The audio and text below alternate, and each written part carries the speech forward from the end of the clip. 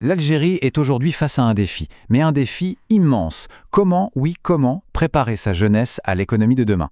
Eh bien, la réponse du pays, c'est une véritable révolution de son système de formation. Allez, on plonge ensemble au cœur de ce plan qui est vraiment ambitieux, pour voir comment toute une nation est en train de réinventer son avenir. 30,8%, c'est un chiffre qui frappe, hein. C'est le taux de chômage des jeunes en Algérie en 2023.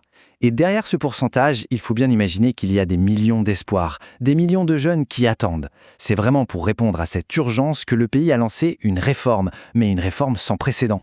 Et c'est exactement la question qu'on va se poser. Comment l'Algérie est-elle en train de construire un nouvel avenir pour sa jeunesse? On va voir ensemble comment le pays se mobilise pour y répondre. Bon, pour commencer, il faut savoir que tu pars d'un constat économique. Pour bien comprendre l'ampleur de cette réforme, il faut d'abord jeter un œil à ce qui la rend si urgente. Alors là, ce graphique, il parle de lui-même. C'est assez clair. L'économie algérienne, elle repose quasi entièrement sur les hydrocarbures. 86% des exportations, c'est énorme. Avec une telle dépendance, la diversification, ce n'est plus une option, c'est devenu une urgence absolue. Mais en fait, le problème est encore plus profond que ça. Parce qu'au-delà de cette dépendance économique, il y a ce qu'on pourrait appeler un véritable paradoxe de l'emploi. En gros, les compétences des jeunes, elles ne correspondent pas aux besoins du marché du travail. Et cette citation de la Fondation européenne pour la formation, elle résume ça parfaitement. Elle dit que, malgré un meilleur niveau d'études, les diplômés, et en particulier les femmes, ont de plus en plus de mal à trouver un travail. C'est vraiment le signe que le système de formation actuel, il est arrivé à bout de souffle. Alors concrètement, où sont les emplois aujourd'hui? Eh bien, majoritairement dans les services. On parle de presque 60%, puis vient l'industrie. C'est donc précisément sur ces secteurs-là, ces secteurs porteurs, que la nouvelle stratégie de formation va devoir tout miser. Alors, face à ce constat, qu'est-ce qu'on fait? La solution du gouvernement, elle est radicale. Il s'agit d'une transformation numérique complète de tout le système de formation professionnelle. Rien que ça. Et là, il faut bien mesurer l'échelle du changement. C'est immense.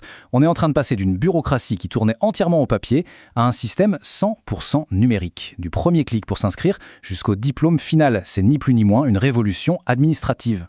Alors, concrètement, qu'est-ce que ça change pour un jeune qui veut se former? Eh bien, tout. L'inscription, elle s'est faite en ligne.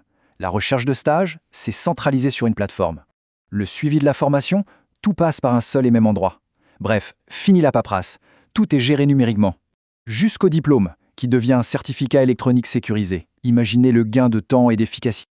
Bon, attention, la numérisation, c'est l'outil, c'est le comment.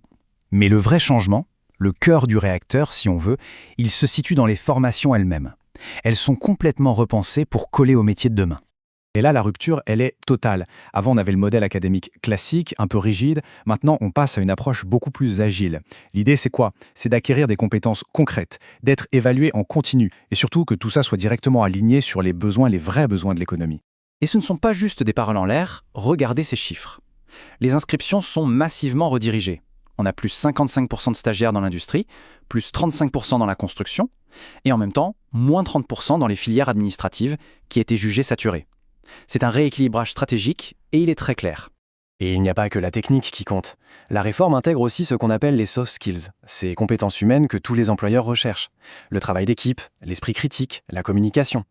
L'objectif, il n'est plus seulement de former de bons techniciens.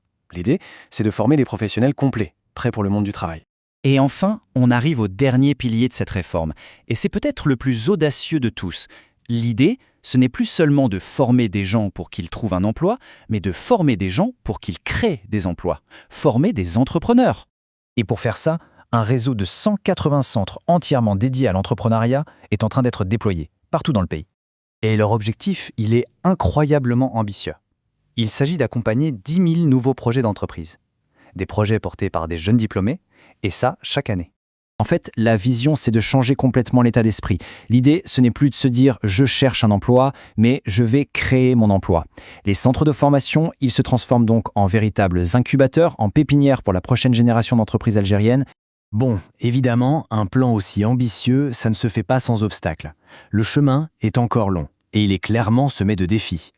Et ces obstacles, ils sont bien réels. D'abord, il y a le défi de l'infrastructure numérique. Quand on sait que le pays est classé 121e pour la vitesse de l'Internet mobile, on voit tout de suite le problème. Ensuite, il va falloir former les formateurs à cette révolution digitale. Et puis bien sûr, comme dans tout grand changement, il faudra surmonter les résistances qui sont inévitables.